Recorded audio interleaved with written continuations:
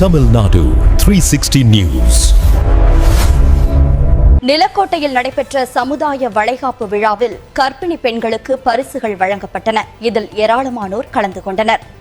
திண்டுக்கல் மாவட்டம் நிலக்கோட்டையில் ஒருங்கிணைந்த குழந்தைகள் வளர்ச்சி திட்டத்தின் சார்பில் நடைபெற்ற சமுதாய வளைகாப்பு விழா அங்கு திரண்டிருந்த கர்ப்பிணி பெண்கள் மற்றும் பொதுமக்களிடையே பெரும் நெகிழ்ச்சியை ஏற்படுத்தியது.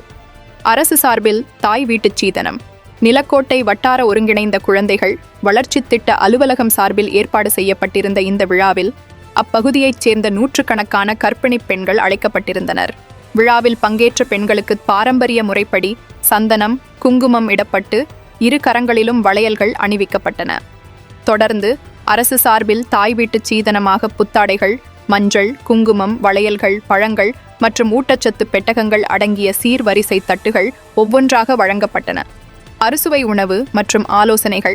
வளைகாப்பு விழாவின் சிறப்பம்சமாக பெண்களுக்கு தேவையான ஊட்டச்சத்து குறித்த விழிப்புணர்வு ஆலோசனைகளை அதிகாரிகள் வழங்கினர். மேலும் எலுமிச்சை சாதம், புளி சாதம் உள்ளிட்ட 5 வகை சித்ரான்னங்கள் பெண்களுக்கு அறுசுவையாக பரிமாறப்பட்டன.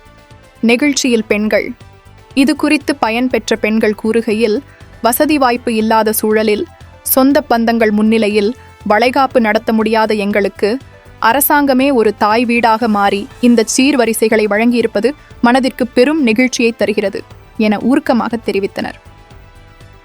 அரசு அதிகாரிகள் மற்றும் உள்ளூர் பிரதிநிதிகள் முன்னிலையில் நடைபெற்ற இந்த விழா நிலக்கோட்டை பகுதியில் பெரும் வரவேற்பை பெற்றுள்ளது. கருவறை சுமக்கும் தேவதையே, உன் புன்னகை பூக்க இங்கே அரசாங்கமே தாய் வீடானது.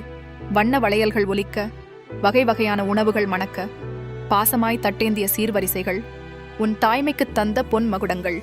உங்கள் ஊர் செய்திகளை உரத்த குரல். DN 360 செய்திக்காக நிலக்கோட்டையிலிருந்து செய்தியாளர் சந்திரன்.